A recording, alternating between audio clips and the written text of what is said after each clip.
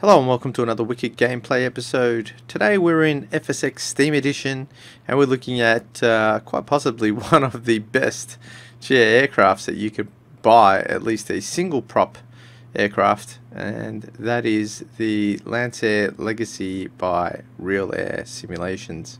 Now this is really the first opportunity I've had to look at the RealAir aircraft, but one that I have highly anticipated and been waiting for, and that's basically because up until recently I didn't have FSX, and now I do with the Steam Edition. So here we're looking at the Legacy. We're just rotating around here, and it is a stunning aircraft, and the level of detail and quality of this aircraft is probably what's most outstanding about it. I mean, what can I say? It really does speak for itself. If you haven't tried a RealAir simulated aircraft, then you really should, because these guys, I think, set the standard in what simulated aircraft should be. Amazing, really amazing is all I can really say about it. I was super impressed and not surprised, because everything I'd heard and read about him was just first class. So, you know, modeling, it looks amazing, it looks great. We've seen that with other aircraft modelers, but it's not that really sets this apart from other aircraft. Okay, let's jump inside here. I'll jump in the cockpit and we'll have a look around in here. Okay, so we're looking at the cockpit interior here, and nothing short of astounding, really. All 3D gauges, high quality, high textures, everything is excellent to read. Yeah, it just looks fantastic, the aeroplane. Just everything has been done to a super high quality, and definitely one of the best aircraft I've actually flown in any flight simulator. Beautifully done, and their reputation hinges off this, I guess. So, you know, their work is nothing short of astounding. Amazing work, and the fact that this is not a new aircraft. This is an aircraft that's been around for over a year, I believe. So that to itself is a testament to their high quality of workmanship. Okay, so let's get cranked up. We're going to be doing a short flight today, which is we're at Asheville Regional, which is Kilo Alpha Victor Lima, and we're going to be going to a somewhat challenging airport, Mountain Air, 2 November Charlie Oscar, and it's sort of on the top of a mountain, as you can imagine, called Mountain Air. We're going to fly in there, and we're going to land, and we'll have a look at the shutdown of the Legacy here, Lancair Legacy. So let's get some battery on. We've got that. We're looking at the engine system startup here, so it goes through its process. So make sure we've got plenty of fuel. We can see all that's all working. Before we get started, though, we do want to get some nav lights on. I don't see any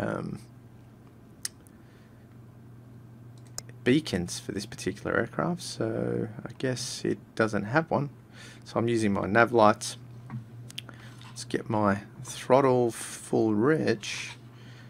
We'll leave my prop there, and we'll just crack the, mixture full rich, not throttle. Throttle will be about 1/4 inch. Park brake is on. Let's test the, I clicked on a click spot there. These click spots are good, but if you click on them, they obviously cause you problems. Let me try and get this back over where I want it.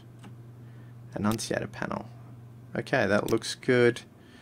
And I think we're pretty much good to start up. So we're going to make sure avionics are off. Park brake is on. Fuel is set to both, and we're good.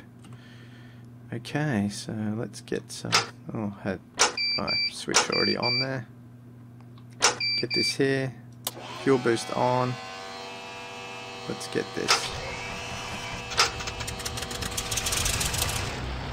Fuel boost off once we got the engine started. You can see the engine moving the aircraft. You can also open the canopy here. See that noise outside the aircraft?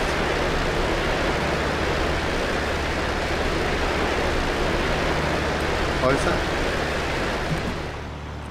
We're going to turn our avionics on. Turn all these on. Not going to be using an autopilot, but we can just turn all the instruments on there. That's fine. All good. So it does have some options with different GPS and that. I'm using all these standard settings pretty much. There is some adjustments that you can make to this particular aircraft, particularly I believe the HSR, which I may be able to fit in at the end of the video. We'll see. So anyway, we'll just make sure we're good to go. I should have really said clear on the startup, but never mind. I'm having a problem with my rudder pedals because they don't normally do that. Okay, so I'm back. I just reloaded the aircraft because the rudder pedals were acting a little bit strange. You would have seen just before I've restarted here that the rudder pedals are now smooth and move as you'd expect them, so they're actually functioning normally. I'm not really sure why. It could have been a number of issues with me restarting and stuff like that, but anyway, I'm trying to position the plane back to where I had it. Mixture is kind of where I need it. Nav lights are on. We're going to have some, what other things do we need here? We'll turn our pitot heat on. Strobes will leave off. We'll need our avionics on, and we'll turn all these on. I think I might have had these on already, but we'll turn them back on again. We're going to be 1200 for VFR and turn all that on. So make sure we've got fuel, which we have. Everything else is looking okay. It's going to be a VFR flight. Now I have loaded a direct flight path to the Mountain Air Airport. That's fine. Altitude's fine. Altimeter settings 2961. I think that's okay. I'm not going to check the ATIS and all that. I'm pretty sure this is okay. We're not going to be doing any of that stuff. We're basically just going to taxi on out of here now and find our way to the Mountain Air Airport. So I'm going to mixture a little bit forward. We'll start to taxi. Brakes off. Fuel on both. Good. I don't know if I did show. I think I did show. You can open the canopy here.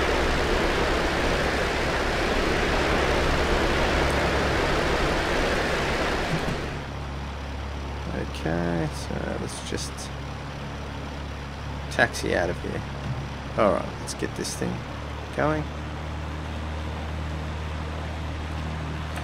Just check where the taxi down this way. We're going quite fast.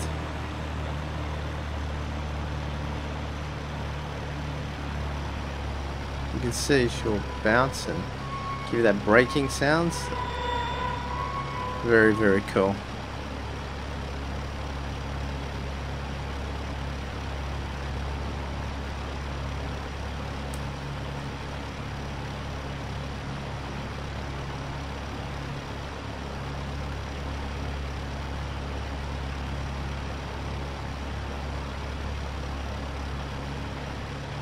One of the other things I wanted to do is after takeoff we're going to do a couple of stalls.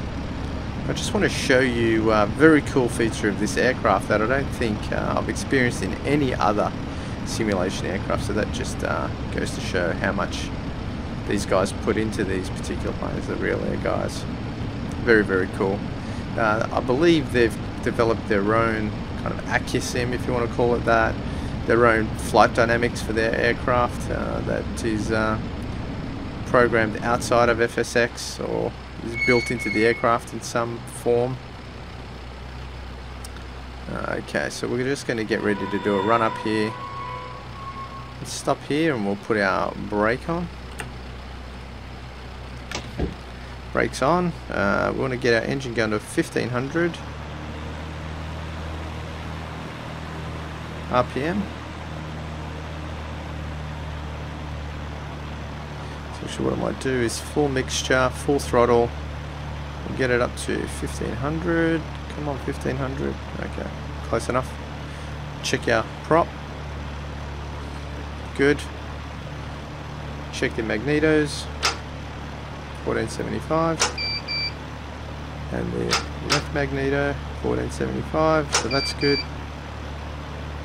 There's a governor control, I believe, is part of the checklist, but I don't know where that is. Okay, I think we're good. Let's get underway. So we'll turn some landing lights on, and we'll keep those on for the rest of the flight. My trim's fine, I'm happy with that. Maybe I'll just go one level of flaps. I don't believe I need to with this particular aircraft, but I'll do it anyway. We'll get underway. We're going to head north and we'll veer off to the right.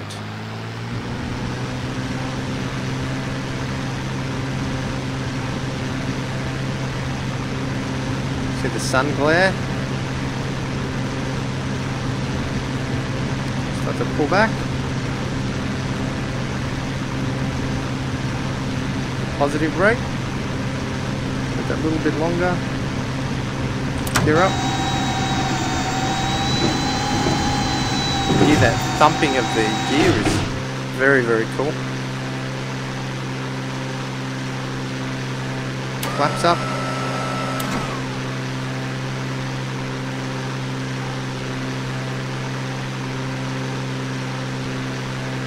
Maintain a climb. Flaps are all the way up. Gear is up. We've got no lights on, which is good. Just going to fly it here. Maybe we'll look at doing some stalls. Let me look to the right here. We'll probably just bank to the right here, and you can see our airspeed is now quite fast. It's getting outside of that white arc. If I was to apply the flaps again, let's just accelerate. I want to show you that it does have an impact. So if we were to dive down here,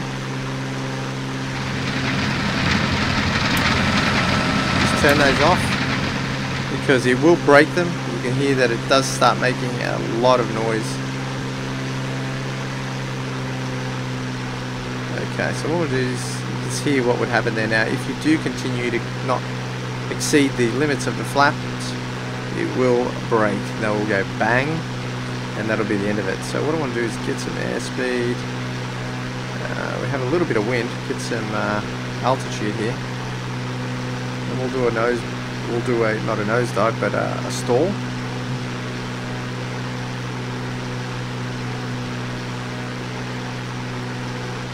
Actually climbing quite fast.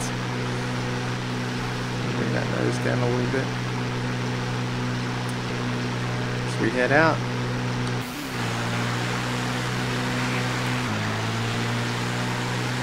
Beautiful aircraft.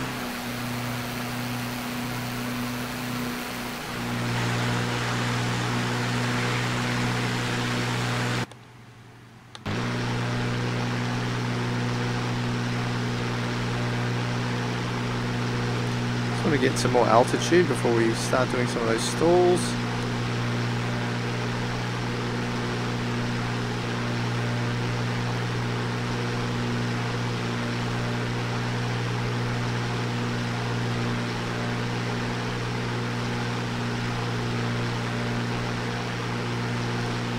Okay, so I think we're right where we are. Now I'm just going to zoom back a bit so you can see my controls. And what we're going to do is climb.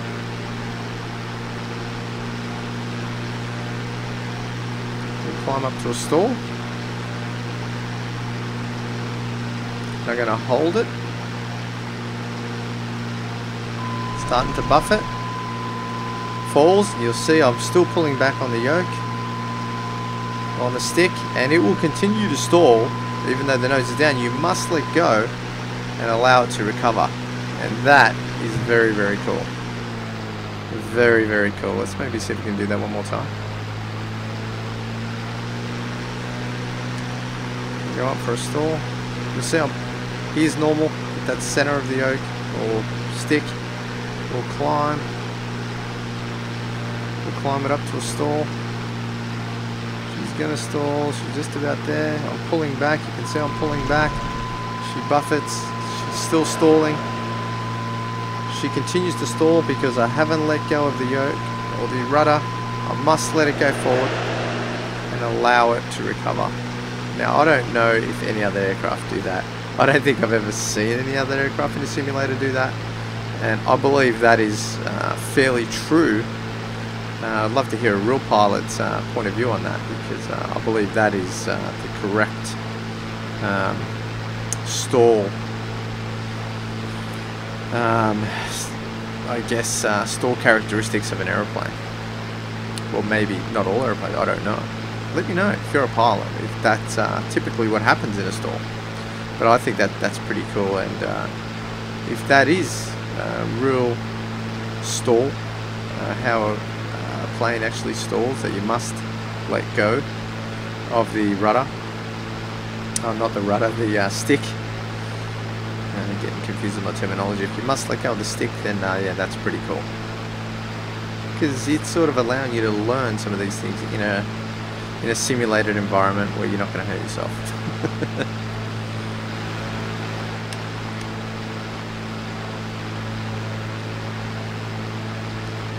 Okay, so I'm going to continue flying out in this direction.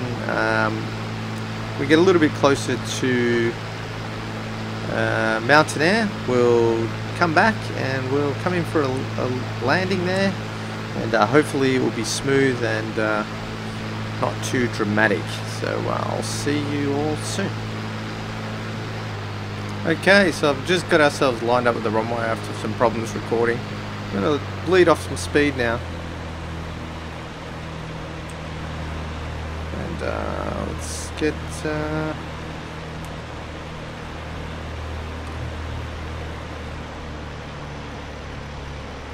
our speed brakes on. Mixture and throttle is rich. I've just got my track IR on just to make things a little bit easier to look around.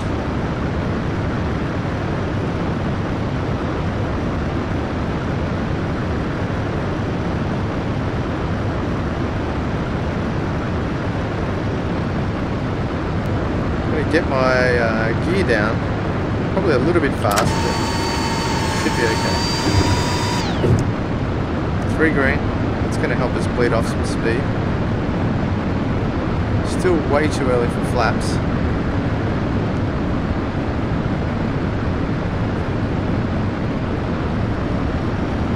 Starting to get my acceleration again, throttle up. First stage of flaps. Second stage of flaps. Speed brakes are off. Third stage of flaps.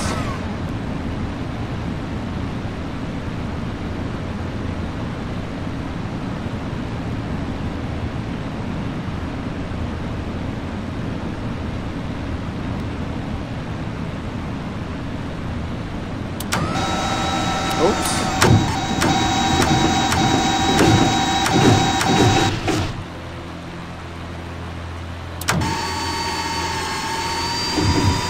Come on, gear. Alright, we've done it.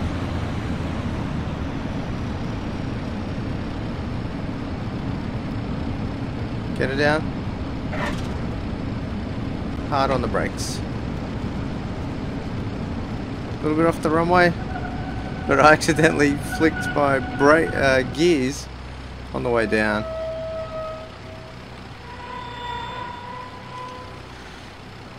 What can I say? What an eventful flight this has been, with recording issues, all sorts of problems actually. There seems to be something going wrong with each flight. I am going to wrap it up right there. I know that's not ideal with, probably would have been an aborted landing, but I chose to get the gear down, and well, we did make it. Nothing like a bit of an adrenaline rush. So okay, let's get ramp here. I'm really done with this flight. Beautiful aircraft, but it seems to be things like going wrong. Brake on. What I really want is the way the engine shuts down, and you'll see the compression actually stopping the prop from spinning. Beautiful. Absolutely.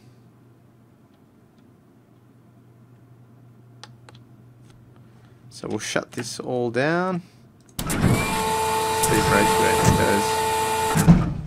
Oh god, I am tired. Wow. That I'm just done. Beautiful aircraft, but this has been one of the most challenging episodes in terms of recording problems that I've ever had. But I am wrapping it up here, and I'm going to put this out because I haven't had something out for about 2 weeks, and I really did want to get this out to you. So I apologize if this is not perfect, but I'm putting it out there anyway. Thanks everyone for watching. I really appreciate everyone who's supported the channel. It goes to show that not everything goes to plan, even when you're editing. So thanks everyone for watching, and we will see you on the next one.